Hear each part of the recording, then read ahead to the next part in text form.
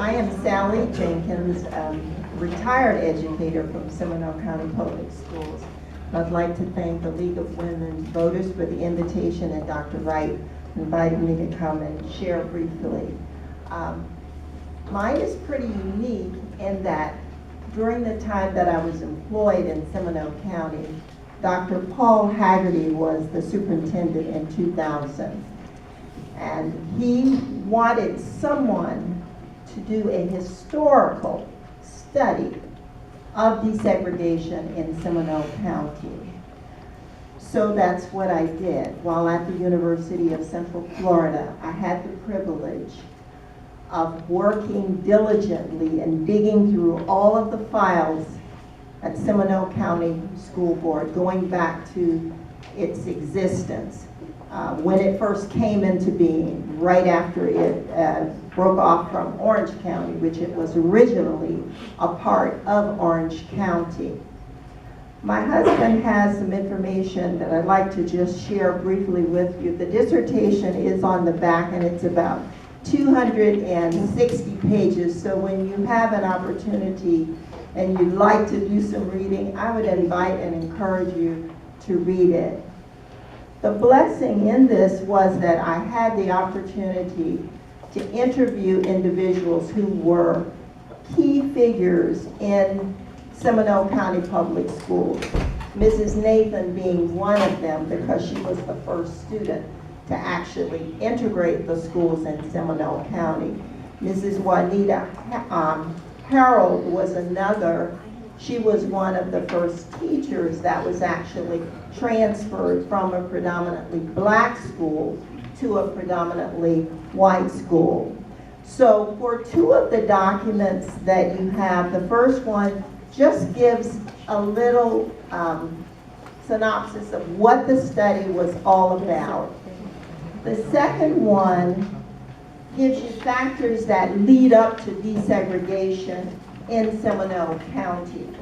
So if you look at the early years, you can clearly see that Seminole County operated a segregated school system, a school for whites and a school for blacks. And then you see a breakdown of the different communities within Seminole County. And then how we transferred down to the mid-century in Seminole County, you can see that still you had white schools, and the white schools are listed, and you had the black schools. And then the Civil Rights Act of 1964 was passed, but still rejected by Seminole County School Board. As a result of that, the Department of Justice filed a suit on July 10, 1970, for failure of the district to actually end their dual system. The study was very moving and capturing for me because I had the opportunity to listen to individuals who were there and who actually poured out their hearts about what transpired.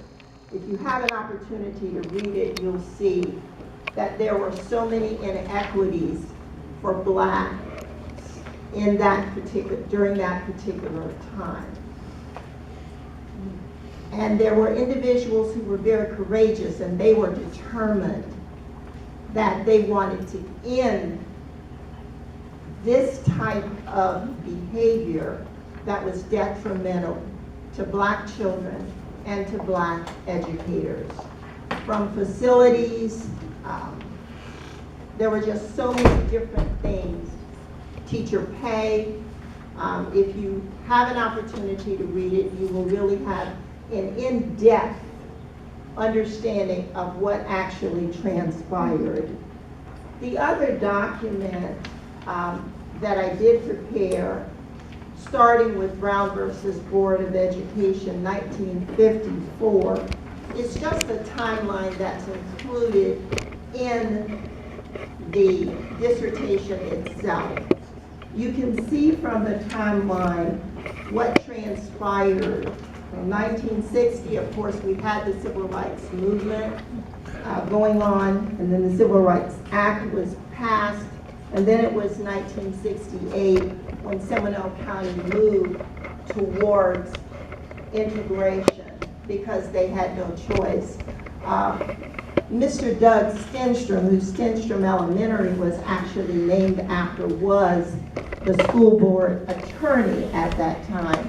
And I remember in interviewing him, the emotions that he had, because he said there were some individuals who would rather see the public school system shut down, closed down, before black and white students actually went to school together.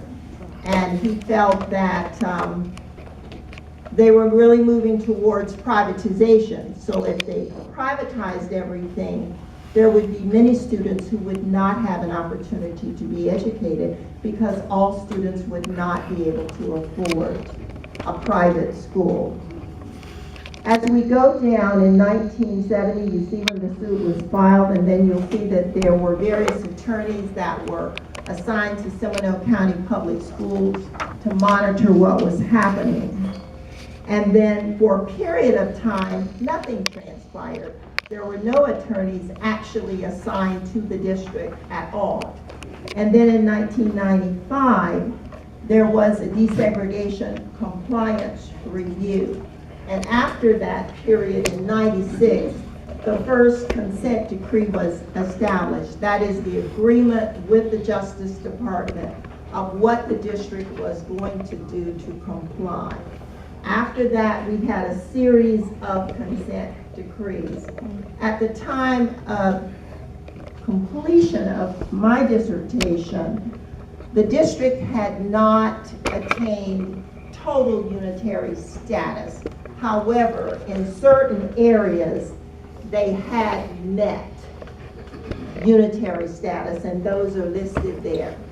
But again, I would just encourage you, if you're interested in the history of desegregation in Seminole County, please, I think UCF probably has it, they have them all online now. I would encourage you to read the dissertation.